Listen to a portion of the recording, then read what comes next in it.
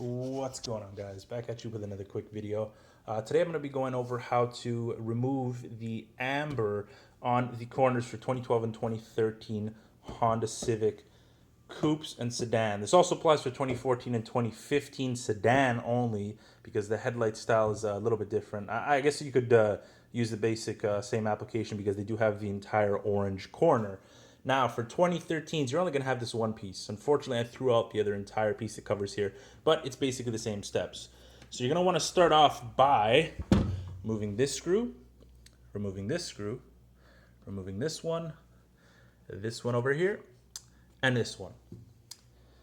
Now, at this point, you could either choose to throw it in the oven for 8 minutes and pry it apart, or you could do the method, which is my preferred method, using a heat gun. The heat gun method actually takes a hell of a lot longer, though. So with the heat gun, you're going to want to go around and around and around the entire exterior of the light, like, do a nice warm controlled heat. Once you've gotten it to a point where you think the adhesive is nice and soft, stick a screwdriver to one of the little corners here. Don't worry about bending back the plastic, because you'll be able to bend it back after with a little bit of heat and a little bit of persuasion. So after you got all of that nice and warm, you're going to separate the headlight. Now, this one I'd already done because it was a donor light, so like, it's damaged and stuff, so I don't really give a shit. But I kept it just for basic kind of explanations and videos like this. So at this point, when you have everything separated, this is what you're going to be left with.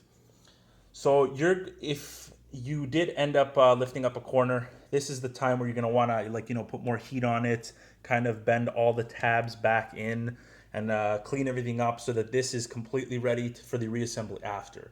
At this point, if you're just deleting the amber corners, this you do nothing with. Put that aside. What you're going to want to do next is, there are two Phillips head screws, one here and one here. You're going to remove those, this entire assembly comes out. Now, this little orange piece kind of sits in there like this, like on the other side. So if you can get like a small or like a really dull butter knife to kind of go through these little corners, just kind of wiggle it, and this lens piece should pop out. For your 2012 guys who have the entire thing covered, that piece literally just separates on its own. Once you lift this, it comes out entirely. So if you don't plan on using these, throw them out. You're not going to do anything with them. After that, like I said, just kind of put it back in. You kind of got like these little alignment holes here for these tabs. So just slap it back in, screws are back in, and then we go back to the reassembly process. So basically, it's everything in reverse. If you're using a heat gun, just kind of go over all the adhesive while it's exposed to get it nice and soft so that you can slap it back together.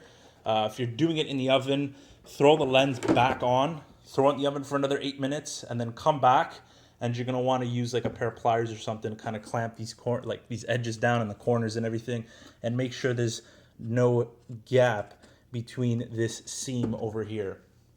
After that, throw your screws back in, and your headlight should hopefully look a little bit better than this one because it's fucked up, but you should hopefully have the clear corners. That's basically it. It's very simple to do. It's just a little bit time consuming.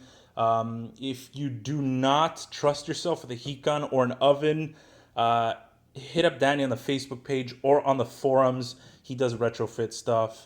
Contact your local retrofitting guys. There are a bunch of people that actually enjoy doing this type of stuff, enjoy this type of lighting, and all this customization. That's the video, guys. Hope you really liked it. I'm going to be doing another one on a couple of cheaper mods that you could do with your car. Things that you could do at home just to improve the look that are pretty much free. So I'll see you guys in the next video.